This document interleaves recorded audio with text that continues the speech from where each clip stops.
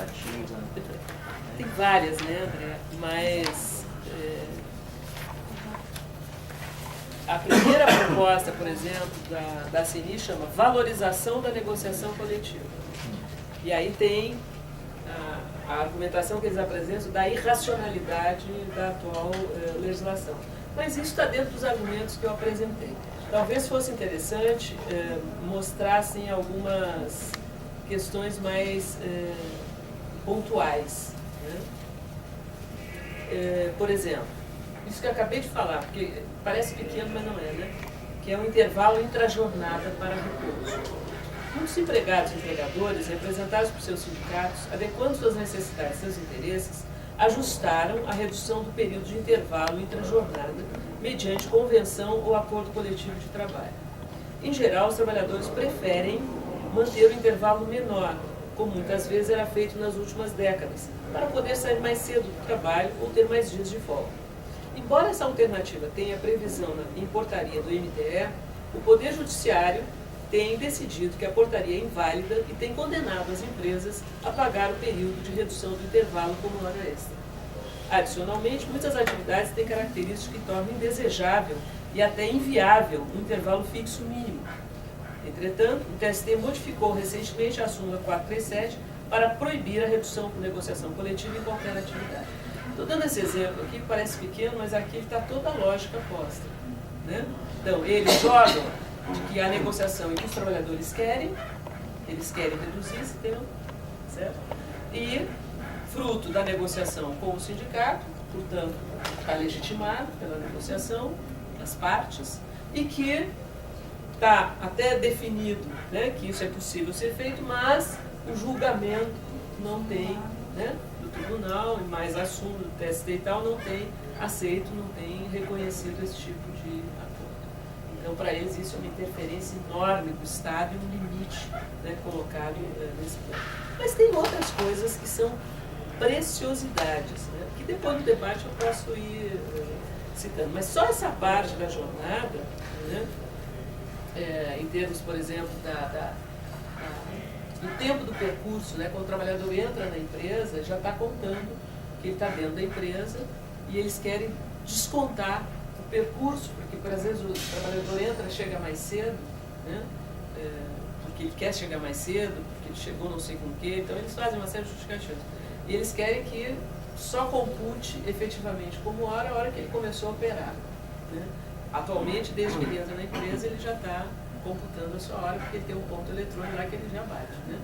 Então, esses elementos que parecem questões tão pequenas, né? Mas são questões cruciais no que diz respeito ao problema do tempo de trabalho e da disponibilidade que o empregado tem para o empregador. Né? Então, isso aparece em relação ao banco de horas também.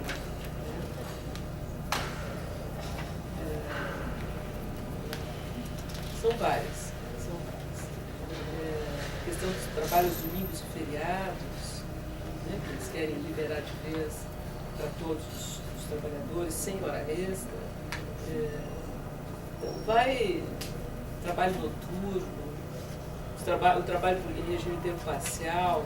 Tem algumas coisas também que diz respeito à questão da insalubridade, né? Todo um questionamento sobre as condições de saber o que é trabalho insalubre, o que não é, ambiente insalubre, o que não é. Né? Então, por exemplo, é considerado os trabalhadores que trabalham ao ar livre, né? Condições que estão recebendo sol, etc., condição insalubre, portanto, aí eles fazem uma comparação que é de um cinismo. Então, por exemplo, no estádio de futebol. No estádio de futebol estão todos lá os jogadores, os técnicos, os trabalhadores do estádio, expostos aos raios solares. Então, seria um ambiente salubre. Então, vamos acabar com coisas desse tipo. Coisas desse tipo, a argumentação que eles apresentam nesse documento. Então, há um cinismo, né, muito grande também na defesa das propostas que estão aqui. Aqui, ó, notificação prévia para exclusão de empresas, do PAT, Programa de Alimentação do Trabalhador. Propõe a instituição do procedimento de notificação prévia às empresas que não descumpram aspectos ligados ao programa de alimentação do trabalhador, concedendo prazo para regularização. Isso eles insistem em vários aspectos. Né? A concessão de prazos para legalização. Pois não. Posso fazer uma pergunta? Quantas o senhor quiser? Modernizar na concepção dos governos ascendentes, atualmente, né? Dos governos, retirar direitos, né? É só isso? É isso. É exatamente isso. Professora, assim, esse é um assunto que eu fico muito confuso. Primeiro que assim, minha formação é na área jurídica, né? E muito vinculada a essa questão dos direitos dos trabalhadores. E aí meio que a gente tem uns pontos assim da carochinha que a gente vai aprendendo na faculdade, enfim, que eu acho que eu tenho despertado para isso um pouco tardiamente. Por mais que a gente tenha essa luta, me parece que muito claro no documento da CNI, né, que eles querem, na verdade, virar o tabuleiro. Né? Tinha um jogo e a gente impôs algumas derrotas ao longo desse tempo todo, e agora eles querem virar o tabuleiro para ganhar a partida como um todo. Deles é bem objetivo. Agora me parece o seguinte, será que na verdade, eu acho que você fez uma pergunta muito interessante sobre a questão da crise do direito do trabalho, né? A que serve as instituições de direito do trabalho? O papel delas, na verdade, dentro da sociedade não é justamente essa questão de legitimação da exploração. Então, até onde essa discussão a gente está fazendo sem desmascarar isso? Né? Porque assim, a gente tem muito, principiologicamente, a lei como mínimo. Até hoje, assim, inclusive a Constituição e toda a legislação privilegia a negociação coletiva. Só que a gente sempre parte da lei como ponto de partida para chegar além. E realmente na prática o que a gente vê hoje em dia é muito, eu acho que até dos operadores, né, do direito, a gente sempre busca muito assim, não, assim, você tem direito a isso aqui, né? A jornada máxima de 8 horas. A gente não pensa fora dessa questão da lei. Então, até onde a gente não estaria também, de certa forma, dentro dessa discussão da defesa da regulamentação, legitimando esse modelo, entendeu? De certa forma, fortalecendo esse mito de que a justiça e as instituições de direito do trabalho são instrumentos de reais, de defesa dos trabalhadores, entendeu? Acredito que a gente não... Seria interessante que a gente fizesse essa crítica dentro desse livro. E outra coisa que eu queria saber da posição da senhora é que a senhora trouxe a questão da CNI, e dentro do sindicalismo a gente tem discutido isso de uma forma assim, meio que vilanizando o governo.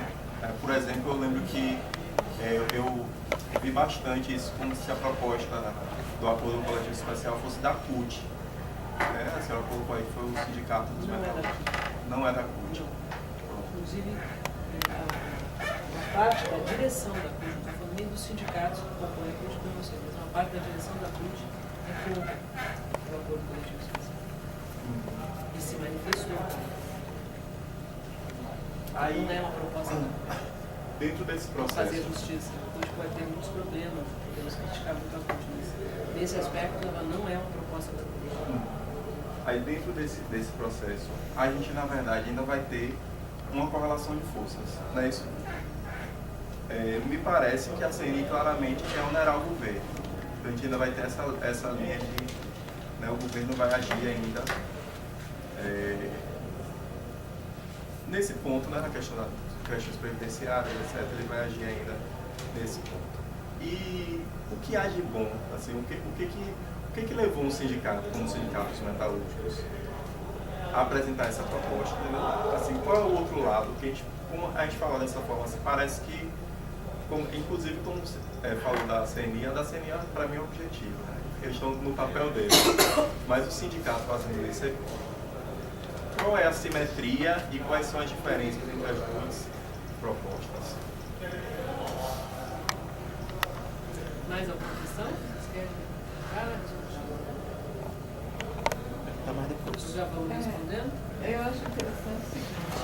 Bom, primeiro é um prazer estar aqui, porque já assisti algumas aulas da professora e gostei demais. No meu decorrer do trabalho na área da justiça, o que eu vi foi que, aos poucos, se tentou flexibilizar de uma outra forma, ou seja, pelas PJs. Então, eu conheço muitos empregados que trabalham sob a PJ, né? Ficticiamente uma empresa para que se burle os direitos trabalhistas. Segundo, houve a tentativa de se acabar com a justiça do trabalho. E para isso também se flexibilizou algumas normas, se fez algumas negociações. Então eu diria, nesse contexto, o que é que se pode esperar mais ainda? Além, isso é um continuar. Então, na sua visão, o que é que a gente pode esperar mais ainda? Posso responder ou tem mais alguém? Foi só uma colocação. Assim, na nossa visão, acho que assim, eles querem chivinizar o Brasil, né? Talvez seja isso, né? Querem transformar o Brasil em uma grande China, né? Quer dizer, então, acho que quando se fala muito de competitividade, né? Então, o país tem que ser competitivo, né? Eu acho que essa norma vem nesse sentido de precarizar, baixar o custo da mão de obra, né? Para que o Brasil seja um país competitivo. Você vê que o que está acontecendo de hoje para hoje é modernizar os portos, né? Eles falam que é privatizar os portos. Muito mais do que privatizar é fazer UPPs, né? Que são muito mais maléficas ainda. Né? Então, assim, e aí eu fico muito preocupado com o que o companheiro Fabrício aqui falou, né? Qual a correlação de forças, né, que nós temos para barrar essas medidas aí, né? Que também, como a professora falou, na década de 40, né, do século passado, né, o Estado do bem-estar social lá na Europa, ele veio na grande correlação de força, né? A Alemanha, vários estados lá da Europa estavam em estados pré-revolucionários, o povo na rua, os sindicatos independentes, né? O processo da Revolução Russa em 17, mas uma coisa jogou o trabalhador na rua, o trabalhador tinha que ir para cima mesmo, exigir seus direitos. Aí veio aquele Estado que deu boa escola, educação, saúde, e isso conseguiu, né, dar um alento nas lutas, né?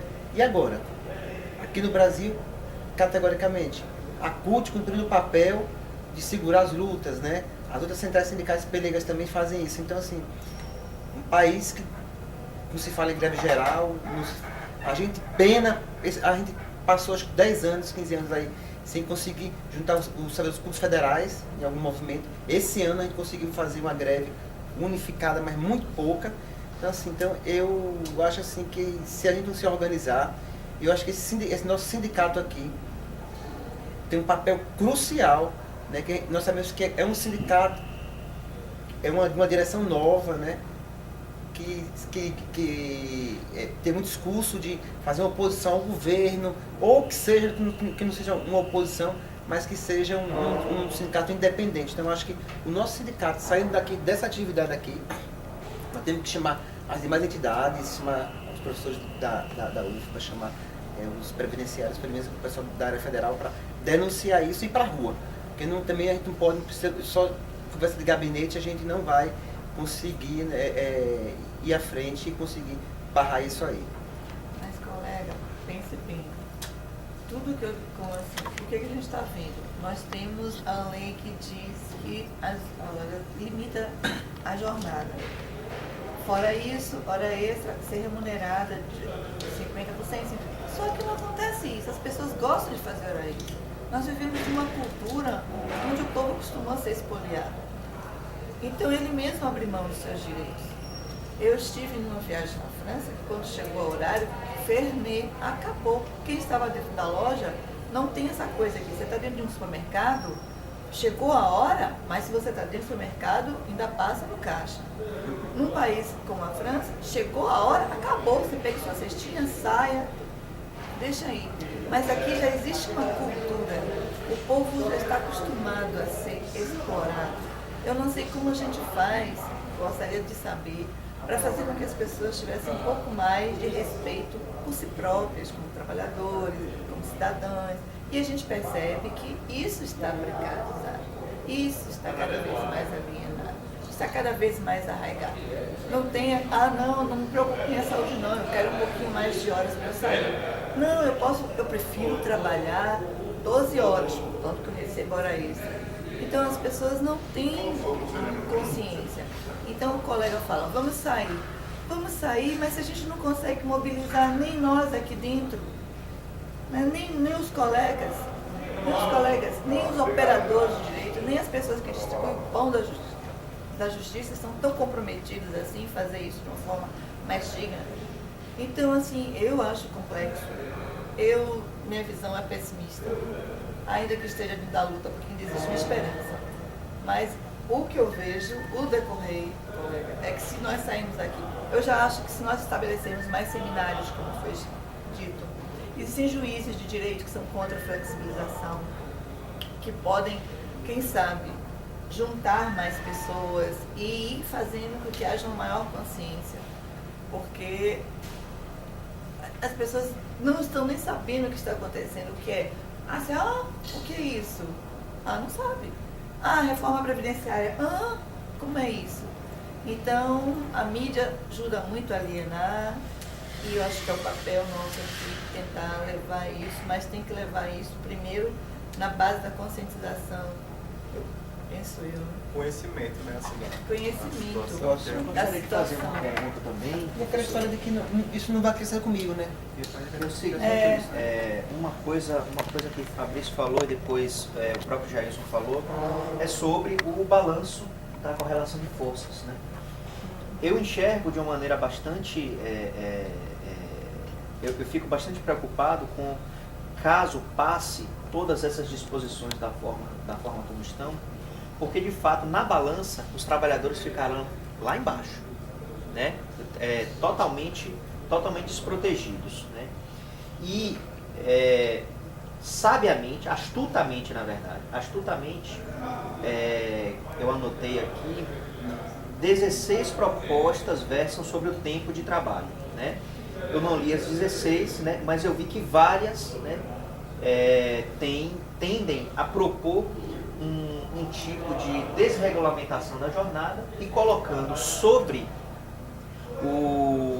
os ombros do trabalhador a chamada escolha, né? Eu vou escolher trabalhar mais X horas, como a colega terminou de inclusive dizer aqui, né?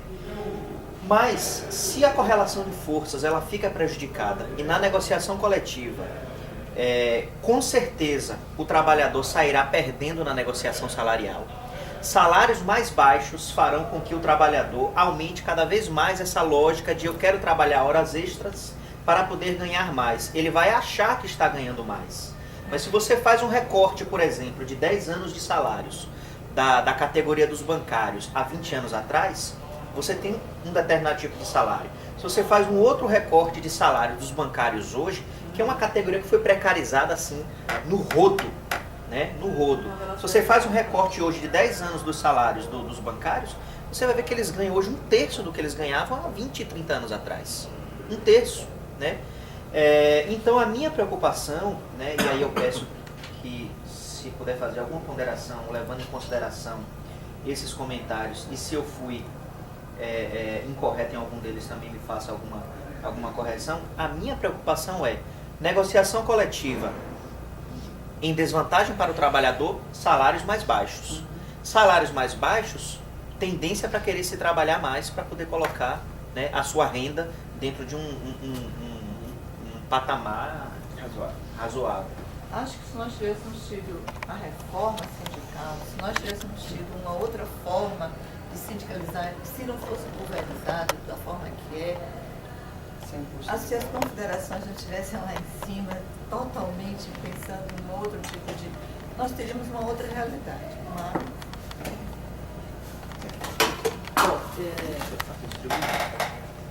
São muitas questões e várias delas com uma certa... mereceriam outra palestra, né? Mas eu vou tentar aqui falar um pouquinho sobre cada um. A primeira questão que ele levantou, Fabrício, sobre o lugar do direito do trabalho, na realidade, né? Até que ponto a defesa das instituições ou da regulação do trabalho não seria uma forma de legitimar a exploração. Veja, aí é preciso tomar um certo cuidado. Em que sentido? No sentido de que o capitalismo, dos seus primórdios, né, especialmente o capitalismo a partir da Revolução Industrial, em meados do século XVIII, século XIX, século XX, século XXI, ele é diferente. Historicamente, ele vai se alterando. Vai se alterando em função das lutas dos trabalhadores, das relações de forças, né, das novas formas de organização, de gestão do trabalho, das novas legislações, enfim, vai tendo mudanças significativas. E essas mudanças estão dentro do quê? Estão dentro das disputas, né? Da disputa que existe na relação capital-trabalho, que é uma das disputas centrais dentro do processo do desenvolvimento do próprio capitalismo. Portanto, conjunturalmente, né, tu tem o quê? No interior do próprio capitalismo, elementos a partir dos quais tu precisa defender para que a situação não seja pior, né? Não seja de uma regressão tão violenta. Né? Nesse sentido, eu acho que o direito do trabalho ele cumpre um papel extremamente importante, porque ele também é fruto desta disputa, é fruto dessas relações. Então, por exemplo, quando tu tem um país como o Brasil, as instituições que tem, se nós compararmos com outros países, é muito interessante. Estava comentando aqui com a Andrea antes de começar. Ela falou da França. Eu não sei se você sabe, mas, por exemplo, na França, os fiscais do trabalho, lá na França, os auditores fiscais, eles não têm absolutamente nenhum poder de multa. Eles podem auditar, eles fazem a fiscalização, mas para punir a empresa, eles têm que ir para a justiça pública. Certo? Então, é uma situação muito diferente do ponto de vista do poder que uma instituição dessas tem.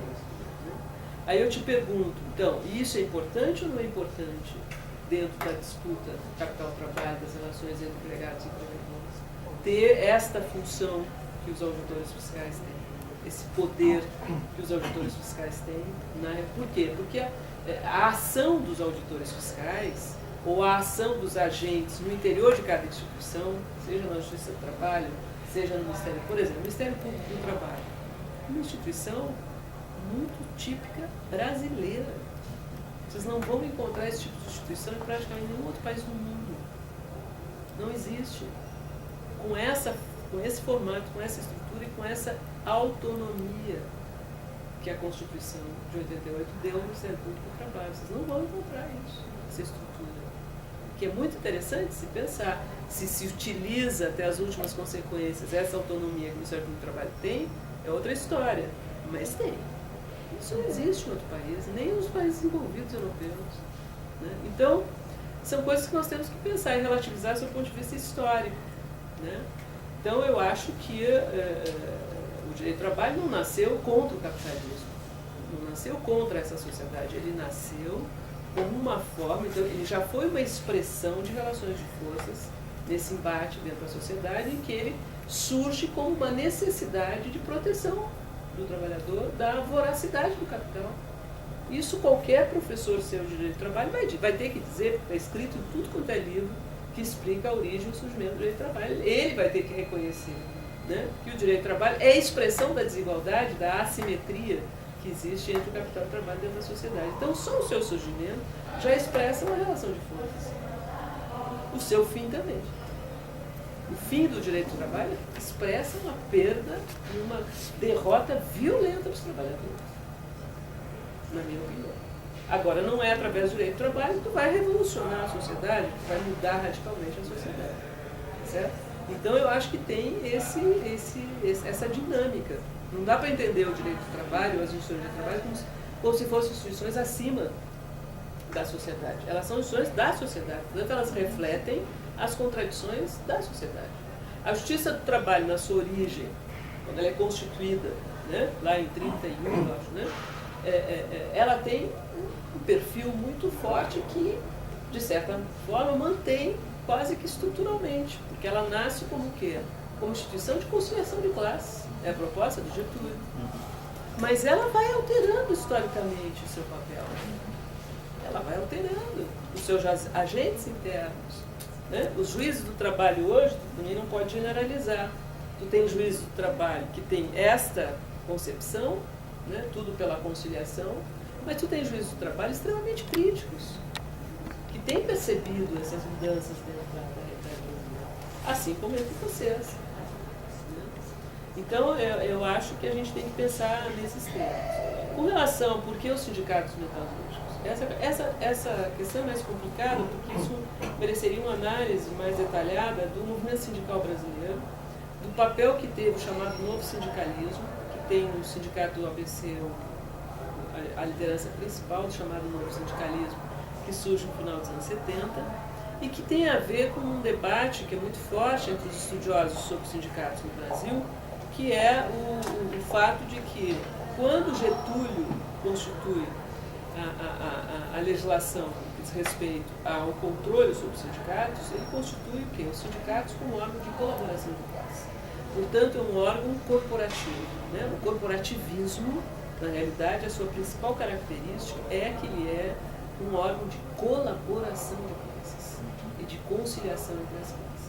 Esse é o elemento crucial dos sindicatos brasileiros que foram instituídos lá pela legislação que estão na CLT, né, a partir do Getúlio, e que foi o grande jogo do Getúlio para atender, né, incorporar alguns direitos e, ao mesmo tempo, atender a demanda do empresariado brasileiro na época, né, especialmente urbano. Então, os sindicatos têm muito esse elemento de ter essa característica estrutural, vamos dizer assim, na forma como ele está.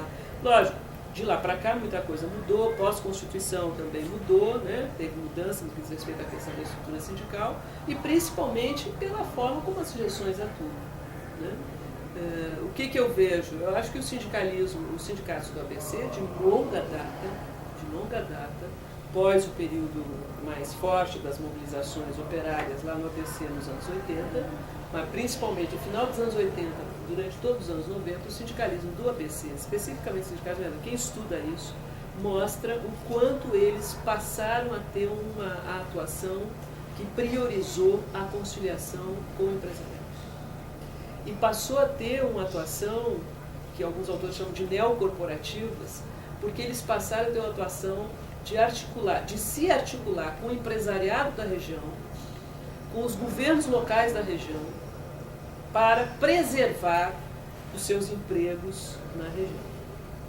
Então, a Câmara Setorial, não sei se vocês já ouviram falar, a Câmara Setorial Automotiva foi a única que funcionou, né? O pessoal fala no plural, mas só existiu uma Câmara Setorial que reuniu governo, empresa e sindicato, que foi a do setor automotivo, incentivada e sustentada pelos sindicatos metalúrgicos do ABC. Foi aquela experiência, ela detonou, né? Ela abriu uma nova forma de atuação dos sindicatos, que é dada fundamentalmente pela conciliação e pela negociação. Então não é de agora, isso não é novidade. Não é novidade nos sindicatos do ABC, no sindicalismo do ABC, esse tipo de atuação. Por exemplo, vocês vão lendo o acordo coletivo, a cartilha, eles falam muito na questão da representação sindical por empresa, que eles chamam comissão, não é nem comissão de fábrica, comissão sindical. Né? E eles falam da experiência que eles tiveram nas comissões sindicais das empresas, porque essa negociação passaria por essas comissões sindicais. O acordo coletivo estaria sustentado através das comissões sindicais. Então, quando tu vê a experiência das comissões sindicais, eles dizem isso na cartilha. Não é uma representação operária dos trabalhadores na fábrica. É um organismo que deve ser corresponsável pela empresa. E é essa experiência que as comissões que existem lá em São Bernardo, especificamente a comissão da Volkswagen, tem tido. Ou seja, os operários passam a gerir também a empresa, unir os operários, impor as metas, fazer controle de metas, tem pesquisa sobre isso, mostrando como é que funciona. Então não é novo isso.